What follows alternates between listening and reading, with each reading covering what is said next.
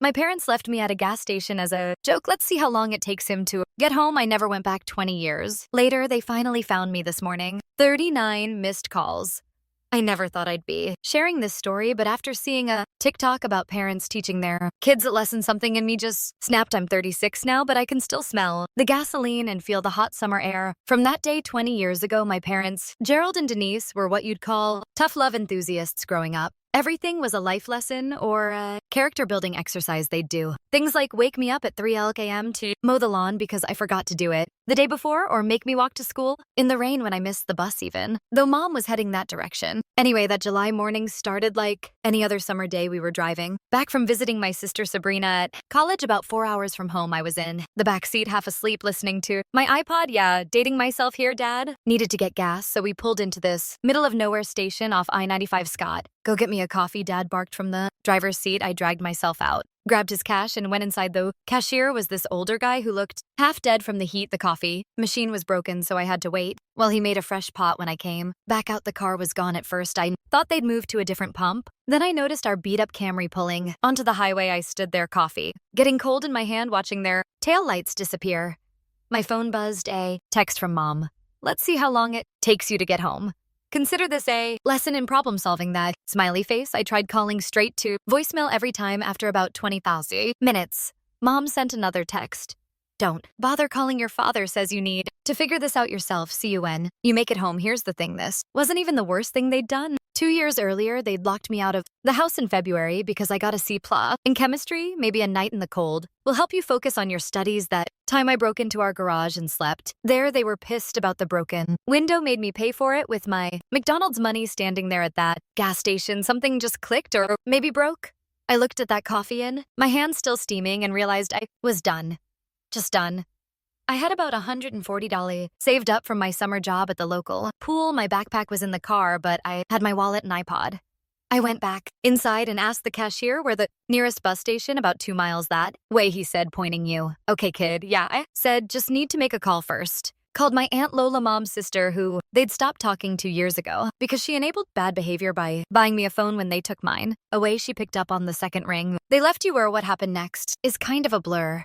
Aunt Lola was 4 states away, but she did something I'll never forget. She called me an Uber. It wasn't even called that back then. It was some local taxi service to the bus station, and bought me a ticket online. Get yourself here, she said. We figure the rest out. My phone kept buzzing with texts from Mom.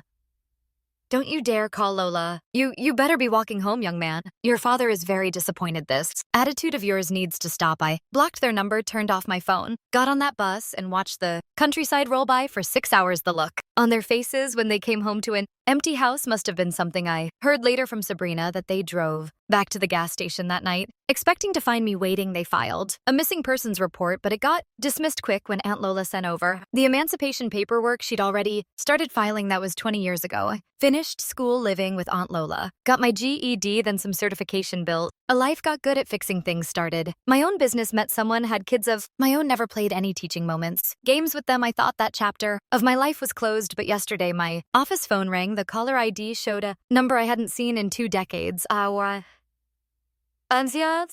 didn't pick up, but they found me, and now I've got 39 missed calls and counting. Update. I never check my phone during meetings. It's a rule I've stuck to ever since I started my construction business. But when I walked out of the boardroom yesterday and saw 39 missed calls, my stomach dropped. Most were from numbers I didn't recognize, but 3 were from my sister Sabrina, who I haven't spoken to in 2 decades. For those who missed my first post, quick recap. When I was 16, my parents, Gerald and Denise, left me at a gas station as a joke to teach me independent. Instead of going home, I took a bus to my aunt's place 2 states away and never looked back. Built my own life, started at Psy Construction Company. 20 years of bliss. Silence until yesterday. The first voicemail was Sabrina crying, Scott, please pick up. Mom and Dad found you. They're spiraling. Just call me back, okay? Not them, me. My coffee went cold as I listened to the others. Most were from my parents, alternating between guilt, tripping, and demanding I answer. Your mother is sick. She not. How dare you abandon your family? Rich, coming from them. We made one mistake, one that's hilarious. The last voicemail was my dad, slurring his word. You think you're better than, and us with your fancy business. We made you who you are. You owe us. I sat in my truck for a long time, watching my phone blow up with more calls. Finally, I texted Sabrina, meeting. Tomorrow, Denny's on 5th, 7 a.m. Come. Alone or don't come. She showed up, looking exactly like I remembered, just older, same nervous habit of shredding. Napkins, they're losing the house, she blurted before even sitting down. Dad's been gambling. Moms maxed out their cards. They found your company website and they want money. I finished the waitress. Brought coffee, my hands didn't shake as I added cream. Tell me everything turns out. They've been watching my company's social media for months. Dad's convinced himself I owe them for my success. They need $50,000 to avoid foreclosure. Sabrina kept apologizing, saying she tried to stop them from contacting me. Why help them? I asked after everything. She started crying, told me about Dad's drinking getting worse, Mom's shopping, addiction, how they blame everyone, but themselves, they're still our parents. She whispered, no. I said they stopped being my parents at that gas station. The difference between you and me, Sabrina. You're still hoping they'll change. My phone buzzed. Mom calling again. Declined it and pulled out my wallet. I'm paying for breakfast. Block my number. After this, whatever they do next, don't call me Scott, please. I mean it. You're my sister and I love you, but I'm not your solution. Let them fall. I was halfway to my truck when Sabrina ran after me. They're coming to your office, she shouted. Tomorrow morning. Mom found the address. I tried to stop them. I swear I just nodded. Good, let them come. Got back to my office to find 27 new messages. Apparently they telling the whole family I'm a heartless son who abandoned them and now refuses to help in their time of need. Classic narcissist playbook. But here's what they don't know. I've spent the last 24 hours making calls of my own. Turns out their mortgage is owned by a bank I've worked with. Their 3 months behind on payments. Foreclosures already started. Tomorrow morning, they'll walk into my office thinking they have leverage, thinking they can shame me, manipulate me, force me to be their retirement plan. They have no idea what's coming. I've scheduled a meeting with my lawyer first. By the time they arrive, everything will be in place. They want to see what I've made of myself. Fine, let them see exactly who their son became and what happens when you push someone too far. I'm not that scared, 16-year-old more. I'm not running and I'm done playing nice. We'll update tomorrow after they show up. Something tells me it's going to be a hell of a show. Edit for those asking. Yes, I'm recording everything. Yes, I have. Security. No, I won't back down. They made their choice 20 years ago. Now it's my turn. Edit 2. Stop damning me about forgiving family you didn't live through. What I did, blood doesn't excuse abuse. And trust me, the gas station was just the tip of the iceberg.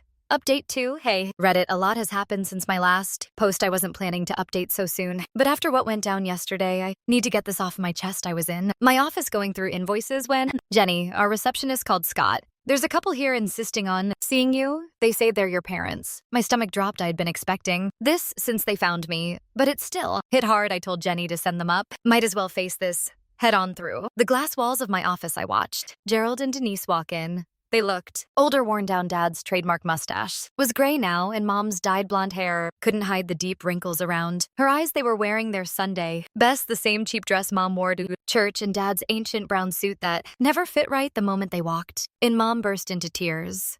Not the quiet kind, full on the atrial, sobbing, my baby. Boy, look at you all grown up. She tried to hug me. I stepped back. Let's keep this professional, I said, gesturing to the chairs. What do you want? Dad puffed up, like he always did when he was about to start preaching. Now, son, is that any way to talk to your mother after all these years? Cut the I interrupted you. Didn't spend 20 years looking for me because you missed me. You found me now because you need something. What is it? Mom's crying got louder. How can you be so cruel? We made one little mistake. A mistake? I laughed. It wasn't a happy sound. You left your 16-year-old kid at a gas station 200 miles from home as a joke. Then you drove off laughing, saying, let's see how long it takes him to get home. That wasn't a mistake. That was the last straw after years of your sick games. We came back for you, Dad shouted. Standing up, we drove back after an hour, but you were gone. Yeah, I was gone, and I stayed gone. Best decision I ever made. I pulled out my phone and pressed record. Now state your business or leave. That's when the truth came out between Mom's sobs and Dad angry outbursts. They explained their situation. They'd taken out a second mortgage on the house for Dad's foolproof investment. Now they were 6 months behind on payments. The bank was foreclosing. They needed $175,000 to save their house. You've done so well for yourself, Mom whimpered, gesturing at my office. Surely you can help your own parents. I let them finish. Then I reached into my desk and pulled out a folder. Funny you should mention the house. See, when I heard you were looking for me, I did some digging, found out about the foreclosure, so I had my buy your mortgage debt from the bank, though. Silence was beautiful. Their faces went from confusion to shock to fear. What does that mean? Dad's voice had lost its thunder. It means you have 30 days to vacate the property my company acquired. It legally at auction last week. We're demolishing it for a new development. Project Mom started wailing Dad's face. Turn purple, you can't do this. That's our home, like the gas station was my home. At least I'm giving you 30 days. You gave me 30 seconds. Dad lunged across the desk. I stood my ground. A security rushed in. I'd had them on standby as they dragged my parents out. Mom screamed that I was evil, that I'd rot in hell. Dad threatened lawsuits. I just watched through the glass as they were escorted out, still recording everything. My phone and buzzed a text from my sister Sabrina. They just called me crying. What did you do? I typed back what they taught me to do. Look out for myself. I've spent 20 years building myself up from nothing. Now I'm going to use everything I've learned to tear down the house that was never really a home. The demolition starts next month. I'll update when it's done. Edit, my Aunt Mom's sister who took me and just called. She's proud of me. That means more than revenge ever could. Final update first. Thank you all for the support on my previous posts. Never thought my story would get this much attention. What happened in the last few days? Well, let's just say karma finally caught up with them after I bought their house at the auction legally through my company. My parents, Gerald and Denise, completely lost it. They started calling every single relative, telling them how their ungrateful son was throwing them out on the street. Thing is, they didn't expect me to have proof of everything. Remember those old Nokia phones that could record calls? I kept one from back, then had their prank recorded them, laughing as they drove away, saying, let's see how long it takes him to get home. Kept it all these years. Also had a whole folder of old birthday cards with lovely messages like, maybe if you weren't such a disappointment. Saved up 20 years of documented emotional abuse, all neatly organized. Yesterday morning, I mass emailed everything to the entire family. Every single relative got to hear that recording, see those cards, read the text messages. By noon, my sister Sabrina called me crying. Turned out dear old Mom and Dad had been painting a very different picture all these years. They told everyone I ran away because I was on drugs. Classic, but here's where it gets good. Remember how I said I was going to demolish their house? Well, I did exactly that. Had the permits ready and everything. Called them to come watch. They showed up with my Aunt Lola, Mom's sister, thinking she would talk some sense into me. Instead, they got front row seats to watching their precious house get torn down. Mom was screaming about her garden. Dad was threatening to sue. With what money, Gerald? I stood there, drinking my coffee, watching them lose it. 20 years of their abuse gone in 2 hours. The look on their faces when the bulldozer went through Mom's prize-winning rose garden, priceless. But I wasn't done. See, that land is actually in a decent location instead of some fancy development I'm building. Affordable housing. 20 units, reasonable. Rent priority given to single parent, and their kids already got the plans. Approved. The best part, I'm naming it Annabelle Haven, after my aunt who took me in when I was 16. She passed away last year, but she'd love knowing her name is on something helping people escape bad situations. Mom and Dad tried to rally the neighbors against me, showed them childhood photos of our happy family too. Bad, those neighbors remembered how they used to hear me crying at night. One of them, Mrs. Henderson, even came up and hugged me, said she always regretted not calling CPS this morning. Was the final showdown. They came to my office again, this time all humble and sorry. Dad actually cried, said they were about to be homeless. Mom promised she'd forgive me if I just helped them out. I let them talk for 10 minutes straight. Then I handed them a rental application for one of the new units, told them they're welcome to apply just like anyone else, but they'll need references and a clean credit check. Their faces, man, wish I had a picture. But where your parents? Mom screamed. Dad started with his usual, after everything we've done for you speech. I just smiled and said, yes, after everything you've done, this is exactly what you deserve. The demolition crew starts at 7 a.m. tomorrow. Don't forget to take your garden gnomes. They're still blowing up my phone. Sabrina says they're staying at some cheap motel, claiming they'll sue me. Good luck with that. Everything I did was completely legal.